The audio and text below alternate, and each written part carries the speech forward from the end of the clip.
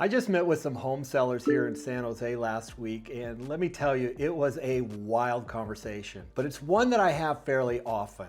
Now, they were convinced their home was unlike anything else on the market. And to be fair, they weren't totally wrong. Not a lot of homes come up in their specific neighborhood. It's sort of a tight inventory area. So they felt like they had something really rare. And look, I get it. When homes don't come up often near you, it's easy to feel like yours is the golden ticket. But here's the conversation we had. Yes, your home might be the only one available in your immediate neighborhood, but you have to remember buyers. They're not just looking at your neighborhood. They're comparing your home to others across a much larger market area, and they're constantly asking themselves, what else can I get for this price? So while your home might have strong schools, another home might have an easier commute, or a more modern floor plan, or be closer to downtown, or sit on a larger lot. You have to remember, buyers are always weighing trade-offs, and just because your home is the only one on your street doesn't mean buyers aren't seeing competition. They absolutely are, because buyers don't shop in isolation.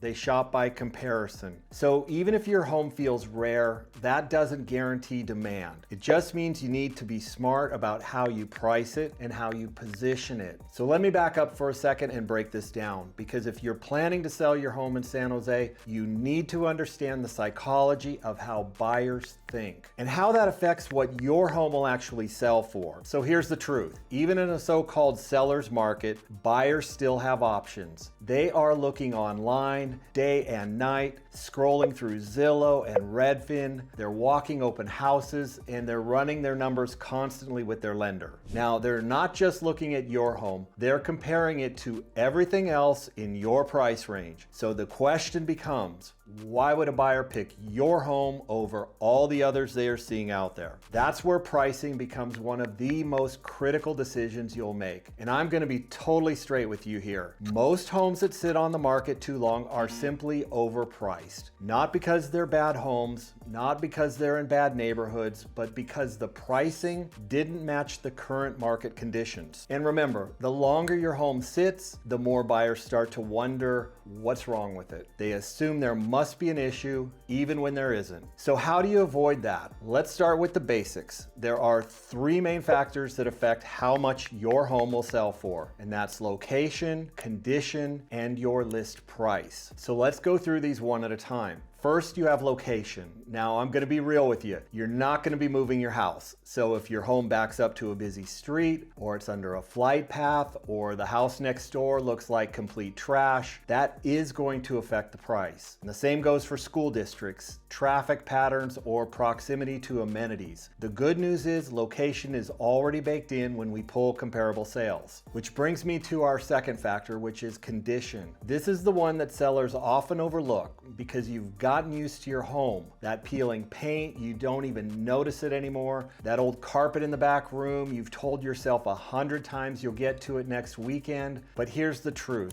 Buyers notice everything. They're looking at your home through a microscope, and they're asking, how much work is this going to need? Can I move in right away? Does this home feel turnkey? And here in San Jose, buyers want move-in ready. Now, that doesn't mean you have to do a full remodel on the entire house, but it does mean you should take care of the small stuff. Paint, flooring, lighting, you need to check that curb appeal, you gotta do a deep clean, and replace that 20-year-old ceiling fan. I always tell my clients, if it looks like it's been well cared for, it feels more valuable. So now we get to the big one, which is price. This is where most sellers struggle, because you're thinking about what you want to get or what your neighbor told you they got last year, but pricing your home isn't about your goals. It's about what the market says your home is worth. So here's what we do. We pull recent comparable sales, just like an appraiser would. We look at the homes in the same school district with similar square footage, similar condition, similar lot size, and we ask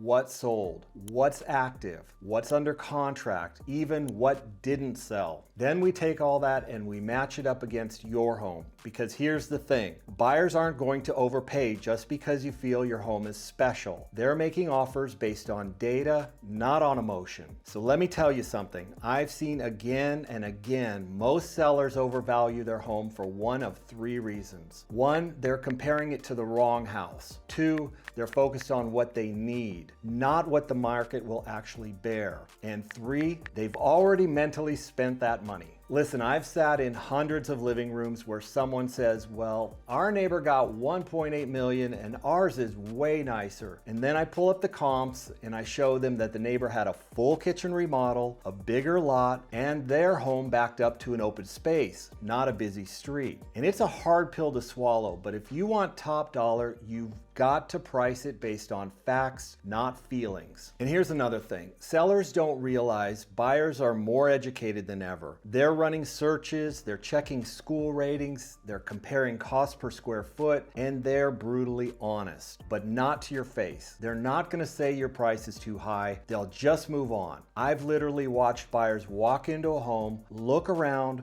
whisper, "This is overpriced," and they walk right back out. You'll never even know you lost them because they've already scheduled another showing at another house. Now, here's where it gets even trickier. Once your home hits the market, those first 2 weeks are absolutely critical. That's when you get the most exposure, the most online views, the most traffic, and the most serious buyers. So if you price it too high from the start, you're blowing your best window of opportunity, and once that momentum is gone, it is impossible to get it back. And here's a scenario I see all the time. A seller prices their home too high compared to the other properties on the market, and it just sits and sits and sits. They start to panic, so they drop the price, but only a little bit. 5 grand here, 10 grand there, hoping that's enough to get things moving. But the truth is, they're not $5,000 or $10,000 off, they're probably 10% off. And by the time they figure that out, it's way too late. Because once your home sits longer than the average days on market,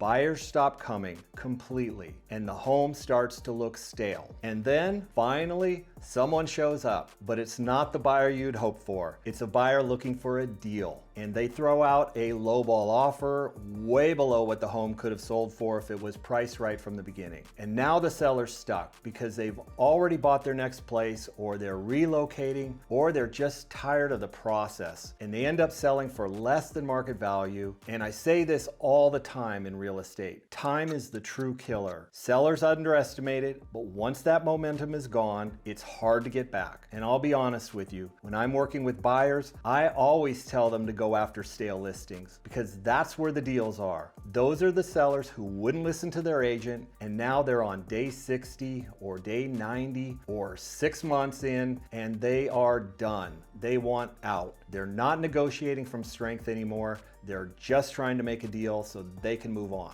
And here's the funny part. The seller almost always blames their real estate agent. Almost every single time. Even though, if we're being honest, the agent probably gave them the right advice from the beginning, the right price, the right strategy, but the sellers didn't want to hear it. They were so convinced that their home was worth more, or they needed a certain number, and they stuck to it, even when the market wasn't agreeing. And now, months later, the resentment starts to build, and instead of taking responsibility for ignoring the data, it's just easier to point the finger at the agent. We're not sold yet, this must be your fault. But the truth is, the market decides the value, not the seller, not the agent, and definitely not the seller's emotions, or their future plans, or how much they love their home. So if you're a seller, don't end up in that position. Please price it right from the start. Now here's a little strategy tip in a hot market. I often recommend pricing where the other comparable homes listed their homes at, or just below true market value, because that creates the demand. It drives traffic, and it can lead to multiple offers. And that's how you drive the price up. But if you list too high, you're not negotiating from strength. You're chasing buyers who have already probably moved on. And here's a quick stat right now. In San Jose, over the last 60 days, homes priced correctly sold faster and got a higher price per square foot than homes that started high and had to reduce. So let that sink in. Lower asking price, higher final sale. That's the power of pricing strategy. So ask yourself this: why are other homes selling but not mine? It's either the condition or the price,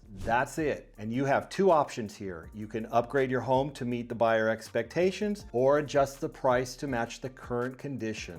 That's the game. My name is Kip Barnard and I've been a licensed broker for over 20 years right here in Silicon Valley. I've served on the local ethics committee for more than a decade. I've managed an office for the #1 brokerage in the country, and I've overseen billions of dollars in sales. And I make these videos because I want to protect homeowners like you. I don't sugarcoat, I don't inflate numbers, and I don't tell you what you want to hear. I tell you what you need to know to make smart decisions. So if you want a no pressure conversation about what your home is actually worth, or you just want to talk strategy, reach out. I'd be happy to help. And if you haven't already downloaded my free home seller guide, shoot me a message and I'll send it your way. It's packed with tips like this that can save you thousands. The bottom line is pricing isn't about guessing. It's about understanding the market, understanding buyer psychology, and putting yourself in the best position to win. And I'm here to help you do exactly that. Thanks for watching, and I'll see you in the next video. Hey guys, for more content similar to this, smash that like and subscribe button, and we'll see you next time.